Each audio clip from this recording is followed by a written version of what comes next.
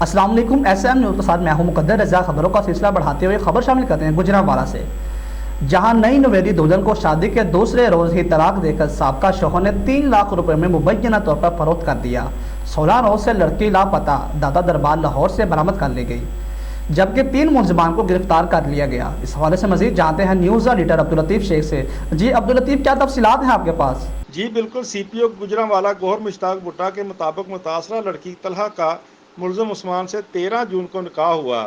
دوسرے روز بعد ہی اس نے طلاق دے دی۔ لڑکی نے اپنے بیان میں یہ بھی بتایا کہ اسے نشہ آور سیرپ لایا گیا اور پھر فروخت کر دیا گیا، جس کے بعد 16 روز تک ملزمان مختلف مقامات پر لے جا کر گینگ ریپ کرتے رہے۔ متاثرہ لڑکی کو میڈیکل کے لیے اسپتال منتقل کر دیا گیا، جبکہ سی پی او گوجرانوالہ کے احکامات پر تھانے دلہن پولیس نے ملزمان کے خلاف مقدمہ درج کر کے 3 ملزمان کو گرفتار کر لیا۔